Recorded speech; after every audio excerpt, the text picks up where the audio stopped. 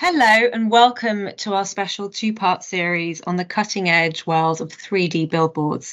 Today, we're diving deep into the realm of out-of-home advertising, exploring how these innovative displays are transforming the landscape of public space and capturing the imagination of audiences worldwide. I'm Sarah Davies, and I'll be your guide as we unravel the secrets behind this fascinating trend. In our last session, we spotlighted the advances and impacts of 3D billboards in London and Shanghai. Today, we're turning our focus to the vibrant cities of New York and Los Angeles, delving into how these locations are shaping and being shaped by this dynamic advertising medium. Joining us in this exploration are two esteemed colleagues and panelists from the Mill, Jocelyn Birsch, an expert in digital innovation and immersive experiences, and Magdalena, a pioneer in the field of 3D advertising and visual storytelling. Together, they bring a wealth of knowledge and insights that promise to enlighten and inspire. And remember, throughout the session, we'll have a live Q&A in the chat function, so feel free to drop your questions and thoughts as we delve into today's exciting topic. Hello, ladies. Our journey today begins with a fundamental question. What are the key factors driving the escalating demand for 3D billboards in out-of-home advertising? And to answer this, I'm going to turn to you, Jocelyn, our first expert, who brings a unique perspective on the allure of anamorphic 3D billboards. I think these 3D billboards really bring an element of immersion, kind of excitement and entertainment. There's all of these things sort of combining to make them really fun and interesting and get lots of eyeballs and traction for brands and different experiences. So that's the draw of them. Also, I just think people like 3D content. You know, you go to a 3D film and the thing that feels most exciting is when the content sort of comes out at you and you feel like you're immersed in that content. So I feel like these billboards really are the next iteration of that, or a casual sort of occurrence of that, where you're just walking down the street and all of a sudden you see content that looks like it's coming at you and is sort of enveloping you in a story or a world, which feels really exciting. I think we're just sort of dealing with people's natural response to that kind of content, which feels really exciting. Yeah, absolutely. And I guess building on that, let's try and explore how we can push the boundaries even further. So could you share your thoughts on extending 3D billboards to tell captivating stories? You know, 3D billboards do have limitations in that they are just something that you can see in the physical world, and they have a screen limitation. You know, these 3D billboards become really powerful when they're coupled with a social campaign, and a social campaign extends the reach of that content. So you're getting to see that content not just in the physical location of where it is, but from anywhere, because it's been pushed socially. And I think where we can really start to break barriers or do something really cool and extend stories is having those social campaigns actually add or enhance that billboard. The Mill completed a project in partnership with Netflix for a new TV show called Life on Our Planet. And that premise, that sort of advertising premise, was all about bringing these prehistoric animals into our world and being able to see prehistoric animals in a way that you wouldn't be able to see them. It was almost as if you're watching a nature documentary, but instead of seeing, animals that still exist, you're seeing all these animals that no longer exist, but they're being treated as they would sort of animals still in our world. So I think it was this natural extension of that campaign to bring these animals into our world through billboards. We did this amazing billboard in Times Square, and then we extended that in the social campaign by having the content not just appear in the billboard, but actually come out of the billboard and come into our world even further. Yeah, I think Jocelyn had a really good point there with, the kind of one great thing to do at the very minimum is to capture these experiences and seed them online, because people just love them and they tend to get a lot of traction. You tend to get so many more impressions just from, social, YouTube, PR, press, getting coverage in Adweek or whatever it is. What I loved about the Netflix project that I worked on as well is they actually took it one step further. So instead of just filming the live billboard in Times Square, which had this giant prehistoric cat kind of breaking the frame, and it looked like it was coming out at you in Times Square. What they did was actually take it one step further and add additional CG to that piece. So just a few additional seconds of CG at the end of the spot that we created. And what happened was the cat actually jumped out of the frame and into Times Square and, into traffic and kind of messing around in present day Times Square. And what we saw online was we got a pretty big reaction from the audience who, were expecting to see the 3D billboard kind of in the confines of the 3D billboard space, because even when things break the frame in the billboard, they can't actually leave, the area, the media placement. But when we had that cat actually leave the media placement and land on the ground, that's when the comments started pouring in on social. Like, what is this? Is this CG? Was this real? Is this a stunt? Is this augmented reality?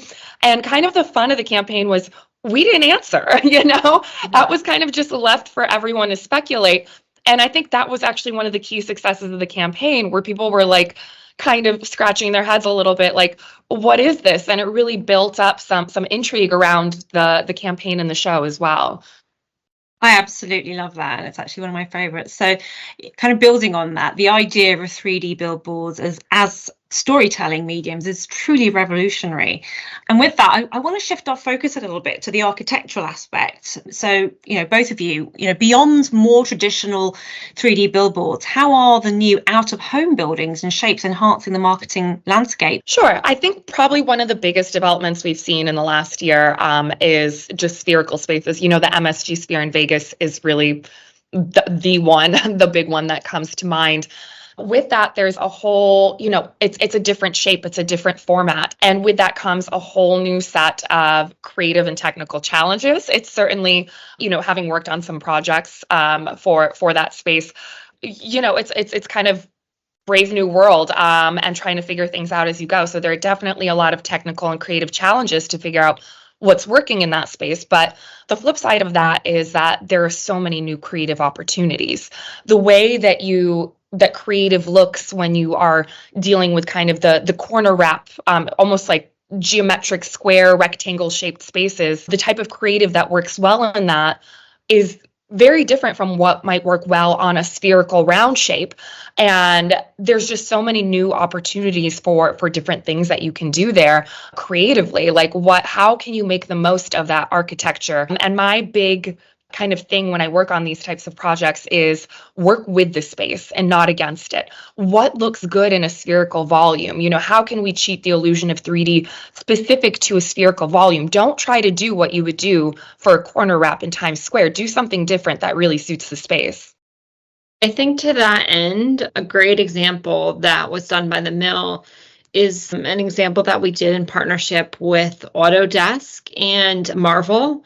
For a new film, The Marvels, we got briefed that they wanted to do something for the Sphere. They came to us with this kind of loose concept about having Goose, who is the cat, but actually the true species is called a flurkin, and that cat, when angry or when needed, sort of spits tentacles out of its mouth. So they had this kind of like loose idea that maybe we could do something with Goose. So we developed this concept where you saw Goose, and then he was sort of pawing at a light around him, and then it triggers him to spit out his tentacles out of his cat mouth, and they sort of slam up against the side of what appears to be a glass sphere, and you sort of see the tentacles hit the side and sort of stream down. And I think that that's a great example of using that spherical space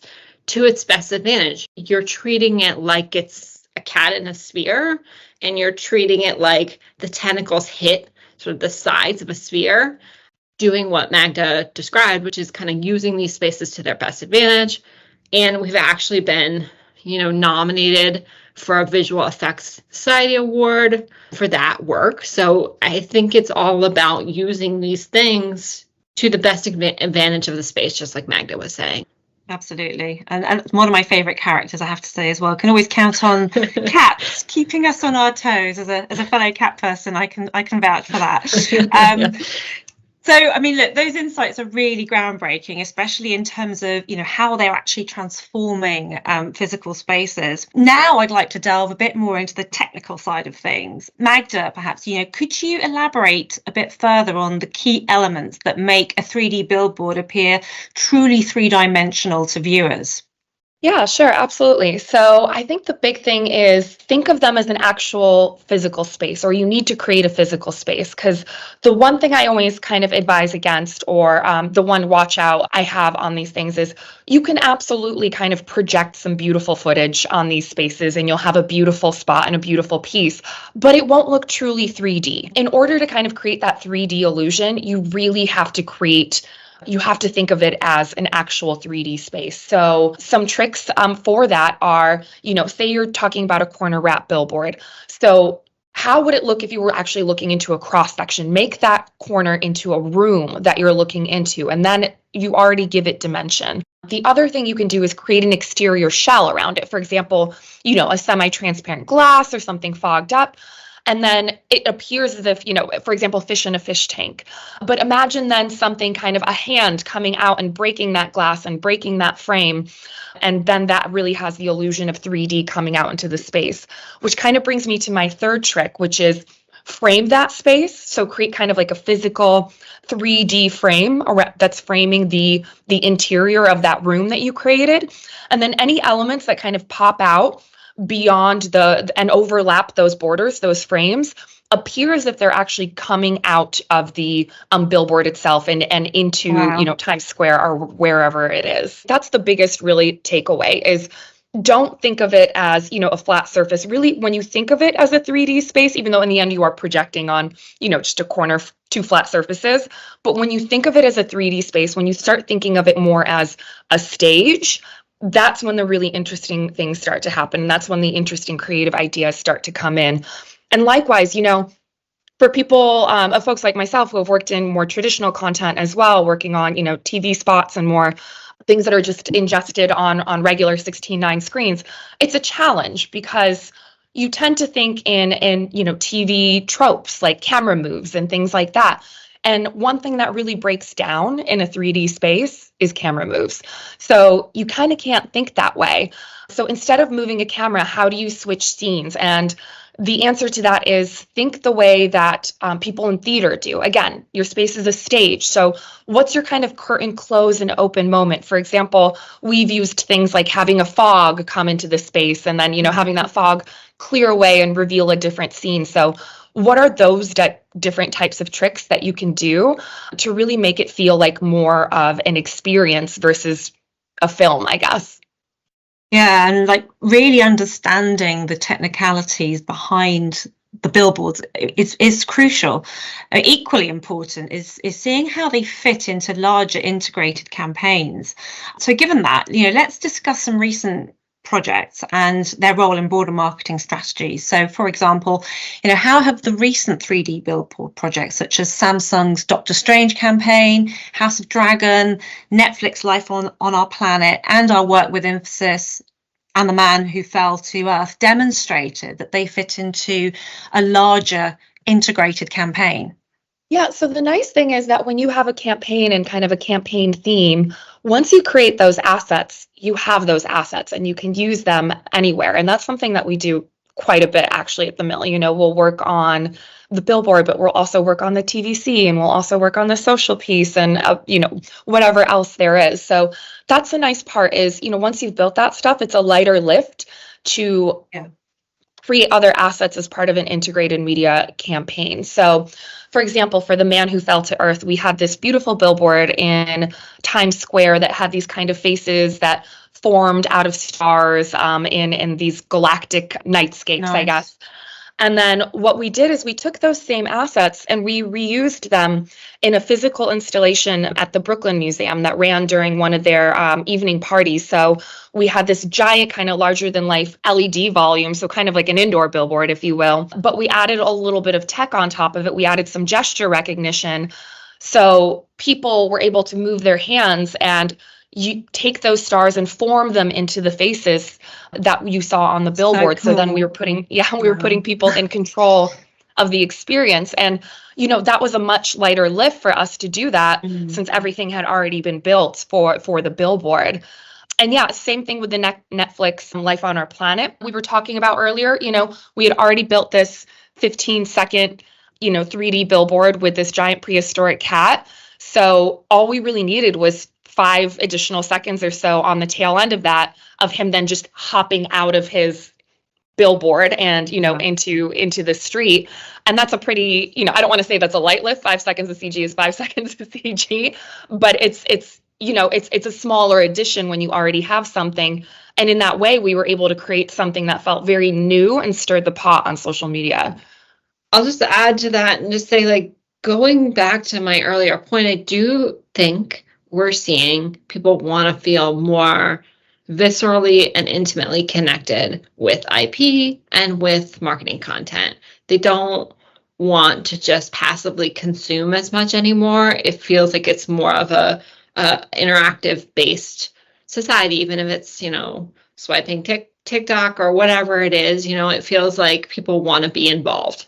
And so I think how we extend these campaigns into sort of more interactive experiences really do help involve the consumer even more into this IP, and very oftentimes very beloved IP. Another great example is we did several elements for the campaign for the first season of House of the Dragons. Our sister company, MPC, did a lot of the dragons for the actual TV show. We were able to take those assets and create a 3D billboard in Times Square where the dragons, roaring and breathing fire over the people of Times Square. And we also created a bespoke AR application, cutting edge AR application that included those elements. You were able to raise a dragon from an egg to a fully grown adult dragon. So in addition to these 3D billboards, we can extend that content so people really feel like they can participate with it, which is, I think, really exciting. It is exciting, and I think what you've both explained as well is you've highlighted the versatility and impact of 3D billboards in modern advertising, and leveraging technology, which brings me on to the next point specifically. What role has technology integration, such as AR, augmented reality, and CG computer graphics, played in elevating the impact and effectiveness of these campaigns? We've talked a lot about 3D billboards, and it's really cool. It's really fun. It feels really exciting to have something come out at you and feel like it enters your world. But I think when we start to introduce tech, we can investigate how those pieces of content can expand even further. If we start to introduce AR tech alongside a billboard, we can extend the frame beyond that billboard frame, kind of like what Magda was talking about. I mean, once we introduce AR, the frame can be world scale. It can be, as large as we want it. I feel like AR tech is constantly advancing. It's getting better and better. The way we can digitally map the world and then, affix content to that world is getting better and better.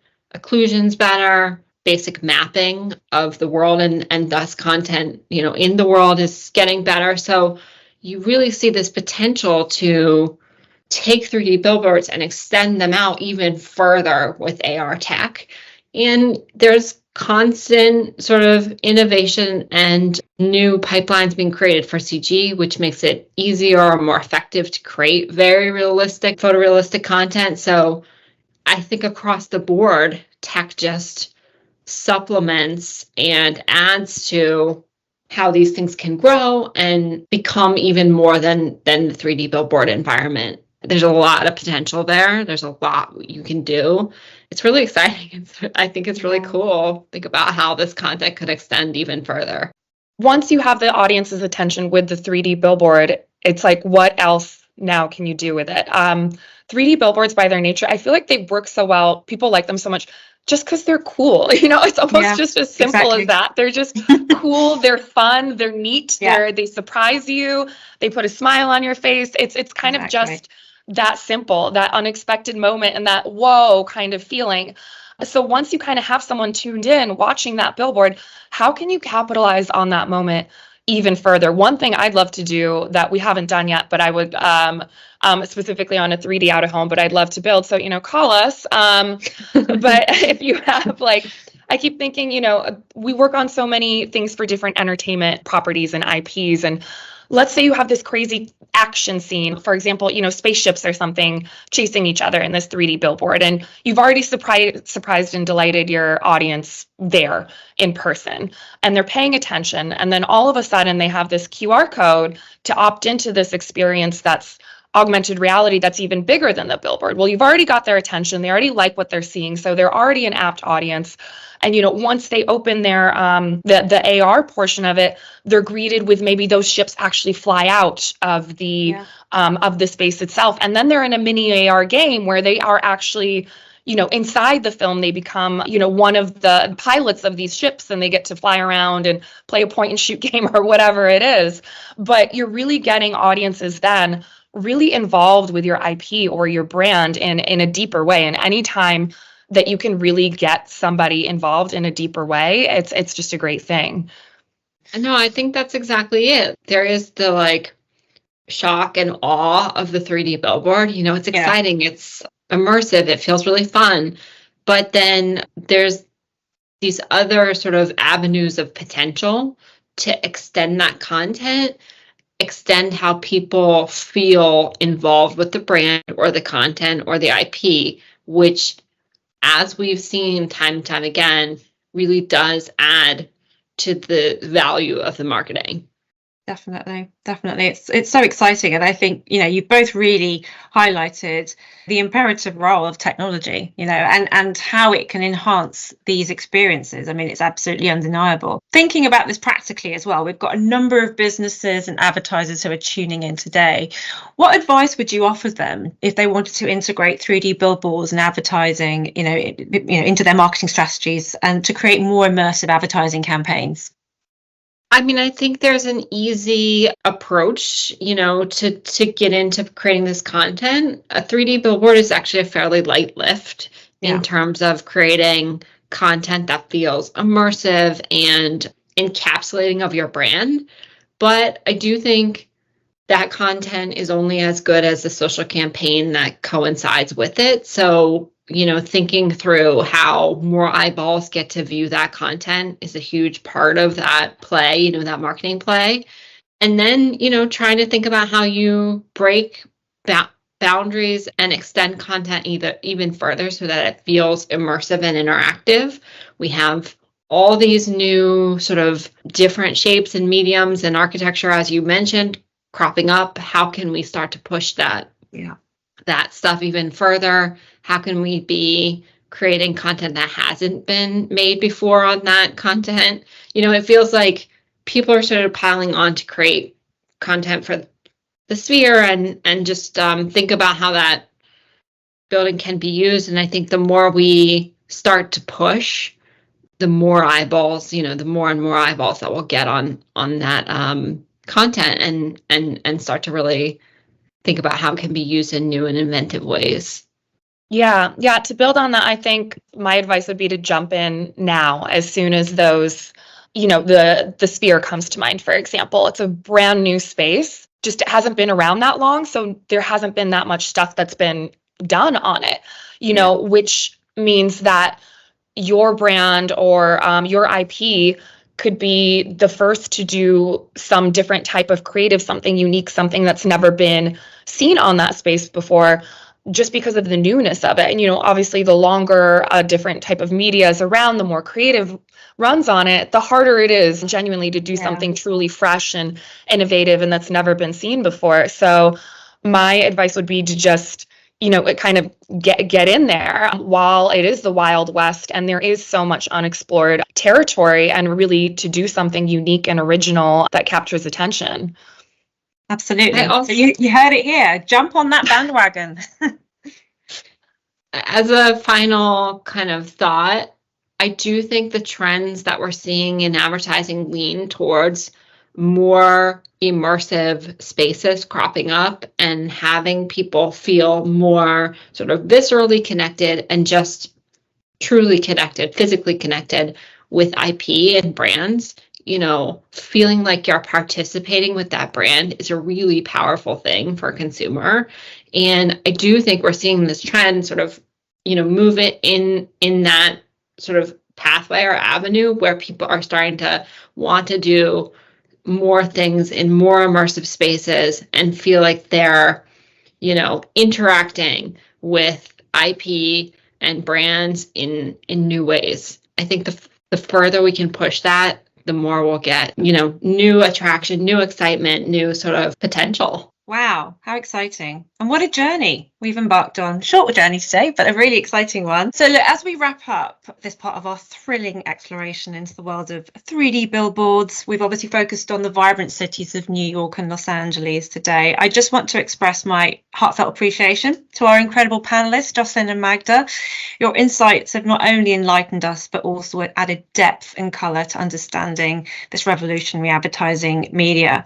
To those of you tuning in, remember, today is just the beginning. We've got more ground to cover, more insights to uncover, and more creative horizons to explore in this ever-evolving world of 3D billboards.